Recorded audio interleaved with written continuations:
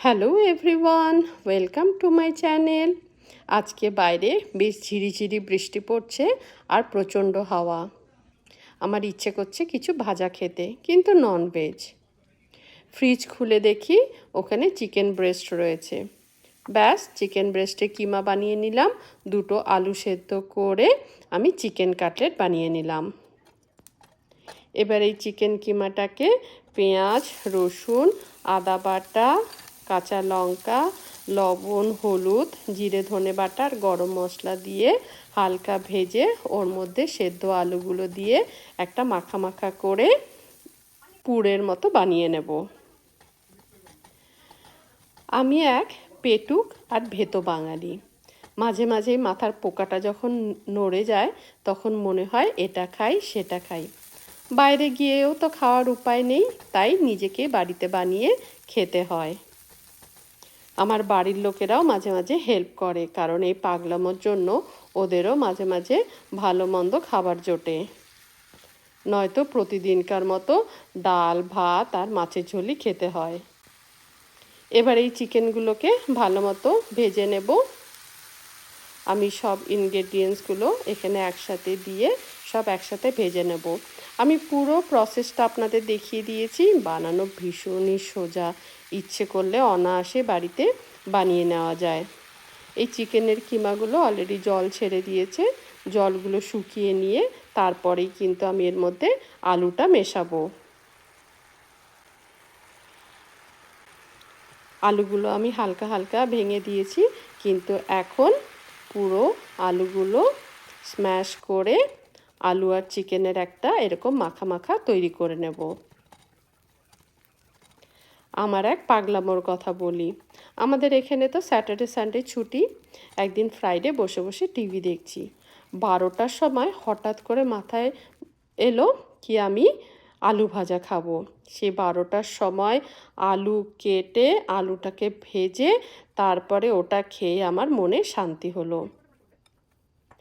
এবার এই মাখাটার মধ্যে দুটো ব্রেড আবার মেখে নেব, কারণ এর মধ্যে যদি কিছু জল জল ভাবটা থাকে তাহলে ওই পাউরুটিটা শুষে নেবে। ভালো মতো মেখে এরকম পুরো একটা টাইট ডো বানিয়ে নেব। আমি এবার ছোট ছোট কাটলেট বানিয়ে নেব, কিন্তু আপনারা আপনাদের ইচ্ছে মতো শেপের দিতে পারেন। আমার ছোট ছোট বানালাম, তাহলে ভাজতে সুবিধা হবে। আমাদের ওয়েস্ট বেঙ্গলে যেরকম বড় বড় কাটলেট পাওয়া যায়, আমি ভেবেছিলাম ওরকম বানাবো, কিন্তু ওরকম করে শেপ দিতে গিয়ে আমার পুরোটাই ভেঙে গেল। তখন মনে হলো না, ছোট করেই বানাই, স্বাদটা তো একই হবে। আমি সবগুলো একসাথে বানিয়ে নিলাম। এখানে দুটো ডিম ফাটিয়ে নিলাম আর নিয়ে নিলাম অল পারপাস ফ্লাওয়ার আর ব্রেড ক্রাম্বস। এবার এই কাটলেটগুলোকে এই তিনটের মধ্যে ভালো মতো ডুবিয়ে একটা মোটা কোট করে নিতে হবে।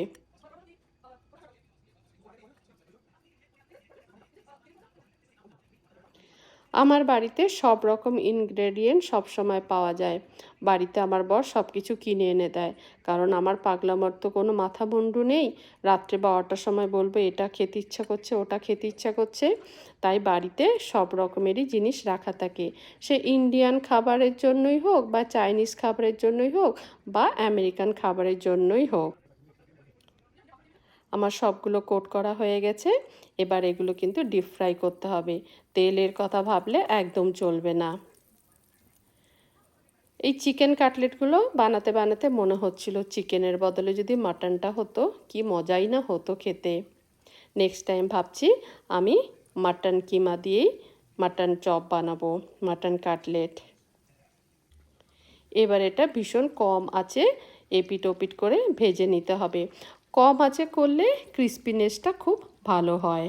আর লাল লাল করে ভাজতে হবে, যাতে ভেতরের জিনিসগুলো হালকা হালকা করে ভাজা হয়ে যায়।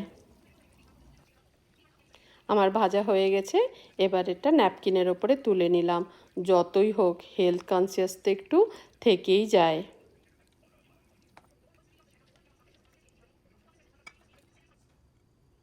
এই দেখুন, গরম গরম চিকেন কাটলেট রেডি। সেদিন আমরা খুঁজছিলাম বাইরে কোথায় চিকেন কাটলেট পাওয়া যায়, কিন্তু কোথাও পেলাম না। তাই আজকে বাড়িতেই বানিয়ে নিলাম। আমাদের ডিনারটা ব্যাপক হলো। আপনারা কে কে আপনারা কারা কারা ভালোবাসেন চিকেন কাটলেট আমাকে অবশ্যই জানাবেন। আর আমার রেসিপিটা দিয়ে করলে তো অবশ্যই জানাবেন। আর আমার রেসিপিটা যদি ভালো লাগে একটা শেয়ার, কমেন্ট আর লাইক করে দেবেন। Thank you.